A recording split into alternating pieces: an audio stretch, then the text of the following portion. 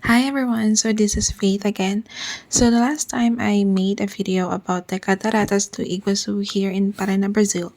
So this next video is all about the Itaipu Binacional, which is located in the borders between Paraguay and Brazil.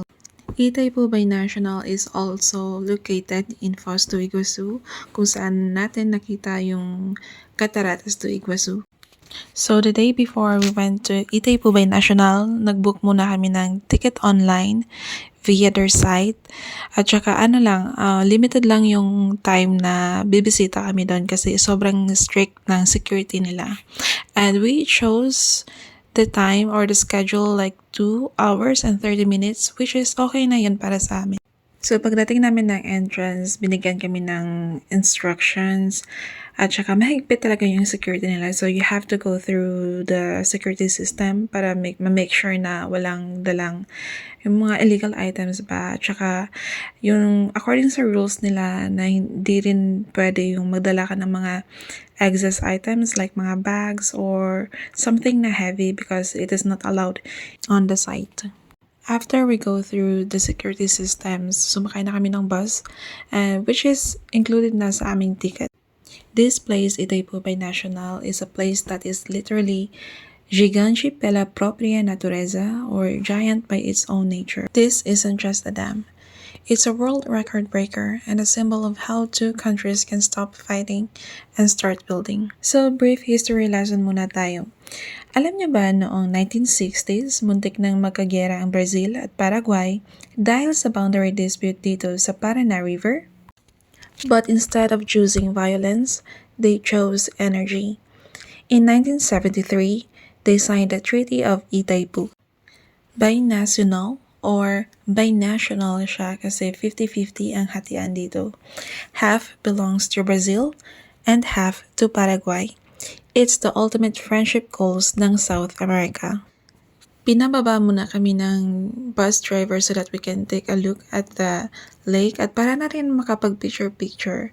At saka before we even booked the ticket, naalala ko pala na merong option doon na if you wanted to have like an English tour guide or if they want a Portuguese tour guide. Kasi meron din naman kasi ng mga iba't iba mga nationalities or ibang foreigners na pumupunta din sa Itaipu Binacional. As far as I can remember, 5 kami na nasa English tour guide and the rest of the people were in the under the Portuguese tour guide. Ang mga nakasama ko ata ay sa mga German nationals. At syempre, sinamahan din ako ng asawa ko kasi kung iwan niya ako, sino yung kasama ko? At yung mga bato na nakikita nyo ay yung mga bato mismo na nahukay nila nung ginagawa pa lang yung dam. Ginawa nilang mga pader yung mga bato para gawing pundasyon na rin para sa pader na napapalibutan ng lawa. Interesting fact, the name Itaipu is galing siya sa Guarani language which means the sounding stone. So yung mga material na ginagamit dito ay sapat na para makapagpatayo ng 210 football stadiums. Ang iron or yung bakal na ginamit, kasya para makabuo ng 380 Eiffel Towers. Ganon siya kalaki guys. Grabe. Sa personal, kung makikita nyo lang to, nakakalula yung laki, yung taas at yung lawak ng Itaipu Binacional. Pagkarating namin ng site ng Itaipu is binigyan kami ng mga helmet, hairnet at saka tubig para hindi kami mauhaw. Pag andun ka na sa mismong site, bawal na bawal talaga na alisin yung helmet kasi against yun sa protocol nila. Pagkapasok mismo is bubungad sa'yo yung napakalaking pader at yung mga nakikita nyo na mga pipes na yan, they are called penstocks. Bawat isa niyan may diameter na 10.5 meters. Isang bus kayang dumaan sa loob. Yung sa mga machines naman, Itaipu has 20 generating units. Each turbine generates 700 megawatts.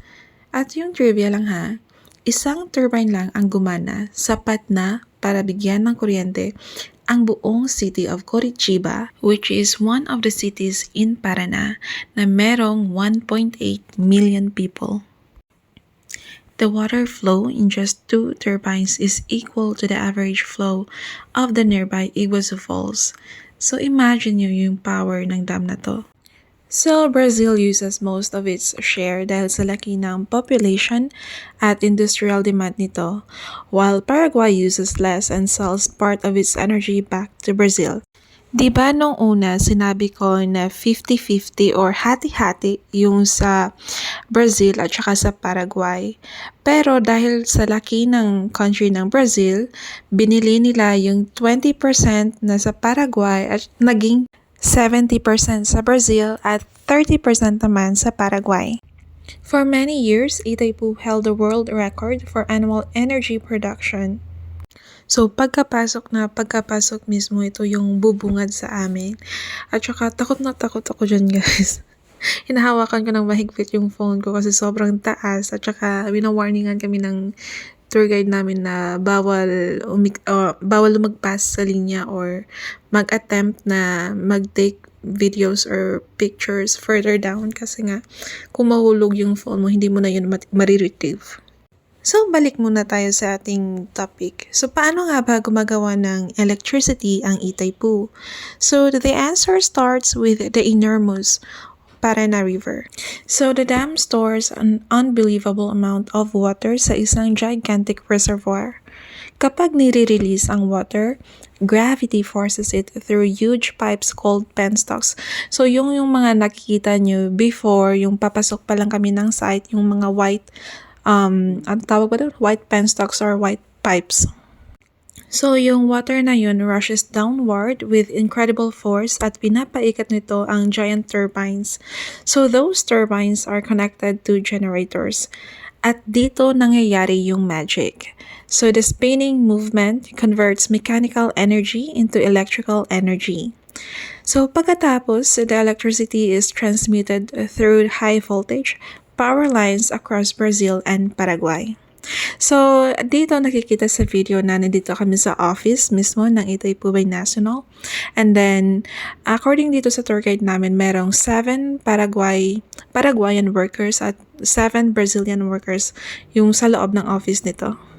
And by the way, I just want to add another information here. Yung construction started noong 1970s at during peak construction, more than 40,000 workers ang involved dito. So officially siya nag-start ng mag-operate ang dam noong 1984. The scale here is insane. The dam itself is almost 8 kilometers long. At kapag rainy season, the spillway releases water with such powerful force na parang giant artificial waterfall ang itsura niya. Now let's talk about the real stars of Itaipu, dam machines. Inside the powerhouse are massive hydroelectric generating units. Each unit has 2 major parts, a turbine and a generator. The turbines here are absolutely gigantic. Some rotating components weigh hundreds of tons. Kapag tumama ang rushing river water sa turbine blades, umiikot ang turbine shaft na directly connected sa generator. The generators create electricity using electromagnetic induction. Basically, giant magnets spin inside coils of wire para makagawa ng electric current. Itaipu has 20 generating units. Together, they can generate around 14,000 megawatts of electricity. Para magkaroon kayo ng idea, enough power yon para mag-supply ng electricity sa entire major cities simultaneously. So, gaya na lamang ng city na nabanggit ko nung previous, which is yung city ng Curitiba. At kahit sobrang powerful ng operations dito, sobrang precise naman ng monitoring system nila. The control room monitors everything. Yun yung pinakita ko sa inyo na office. It controls or it monitors everything like water pressure, turbine speed, voltage, frequency, at overall grid stability.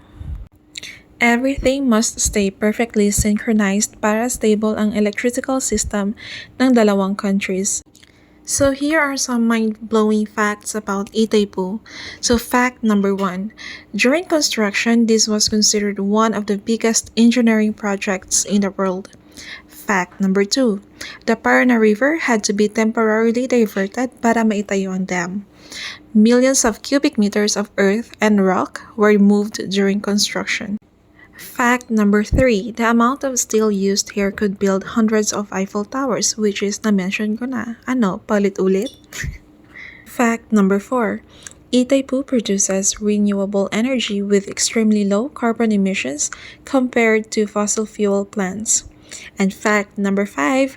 At night, the illuminated dam looks futuristic, parang something straight out of a sci-fi movie.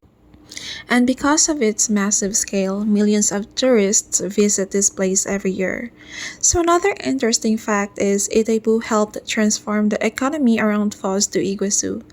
Tourism, infrastructure, technology projects, and environmental programs all expanded because of this dam. The company also invests heavily in sustainability programs, wildlife protection, and environmental conservation.